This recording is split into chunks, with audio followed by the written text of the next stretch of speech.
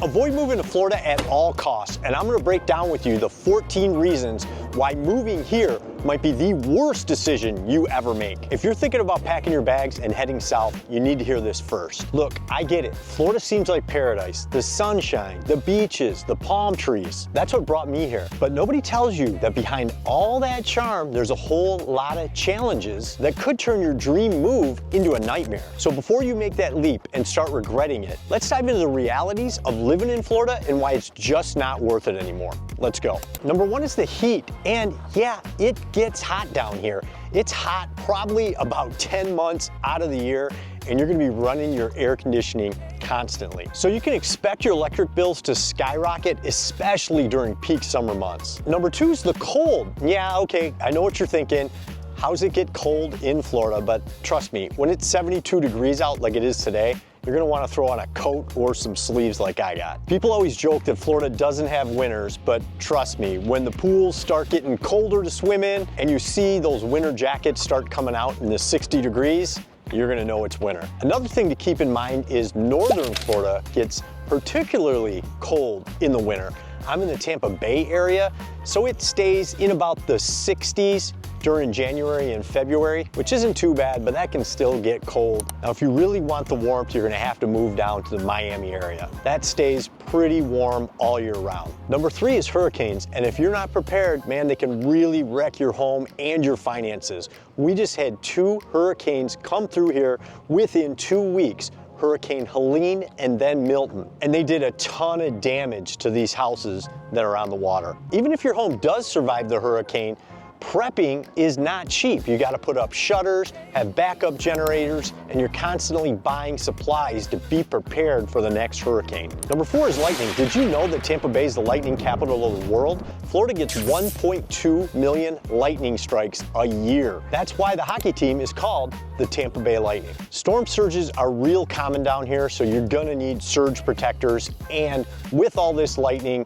you're gonna get airport delays because planes can't take off, and you lose power quite a bit. Number 5 is homeowners insurance. Florida's average homeowners insurance a year is $10,996. That's 6 times the national average of $1,700. And many insurance companies have already left the state, making it harder to find insurance, especially if your home's older and you live in high-risk areas like flood zones. Number 6 is bugs and termites. This is one I was not prepared for. Bugs are on a whole new level down here, especially mosquitoes and termites. And let me tell you, termite infestations can be devastating and expensive. If you've ever seen one of those big circus tents draped over a house, what they're doing is fumigating for termites. And don't forget palmetto bugs. Those are giant flying cockroaches down here. And they'll make themselves at home in your home if you're not careful. Number 7 is the cost of food. And this was a big one for my wife and I. We lived downtown and we couldn't go out to lunch for less than $50. Now that starts to add up fast. So we'd have to not go out for lunch or get out of the city to some other areas that are less expensive. Even groceries are expensive here. For 2 people, we spend about $210 a week. Number 8's high rent, and it can get pretty expensive down here.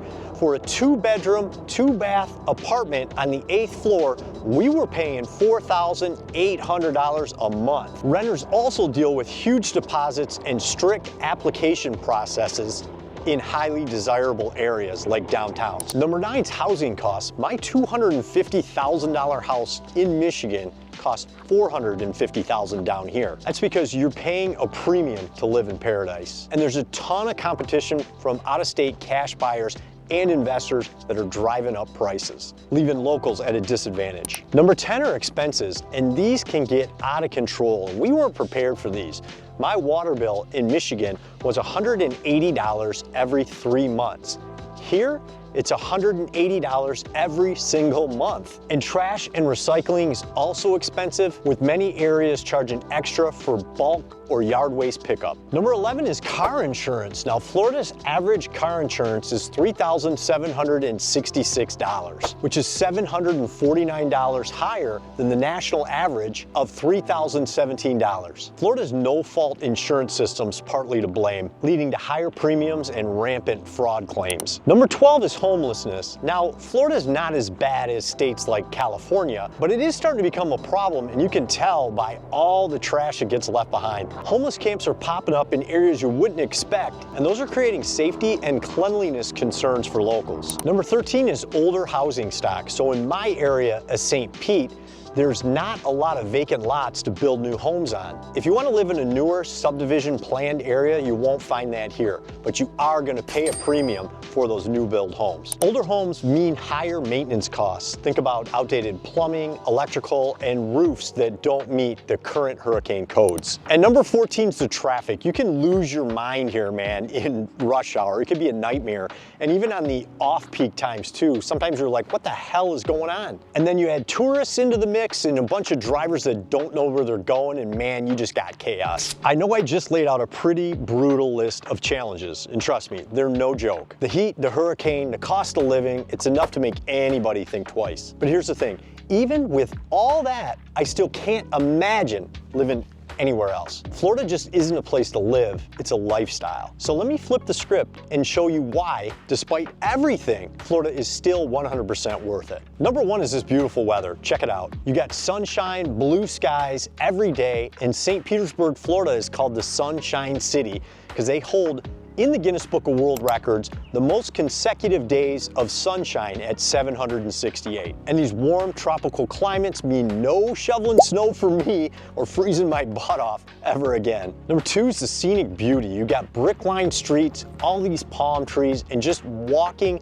down the block is such a beautiful experience because of all the character in the neighborhoods. You get that vacation vibe every single day. Number three is the water life. The beaches and water access is just unbelievable down here. Whether you're relaxing or boating, it's always an option. You got manatees and dolphins down here too that make you feel like you're living in a nature documentary. Number four is walkability. We actually sold our second car because the neighborhood we live in is so walkable. And the same thing with downtown. That's what I absolutely love about living here. These walkable areas are packed with cool restaurants, shops, coffee shops, and parks. Number five is personal freedoms. So there was no crazy lockdowns down here with Governor Ron DeSantis, and the legislature actually passes laws that protect law-abiding, tax-paying citizens. Imagine that. Number six is the social life. It's surprisingly easy to make friends down here because, number one, people aren't from here, so everybody is looking to make a friend.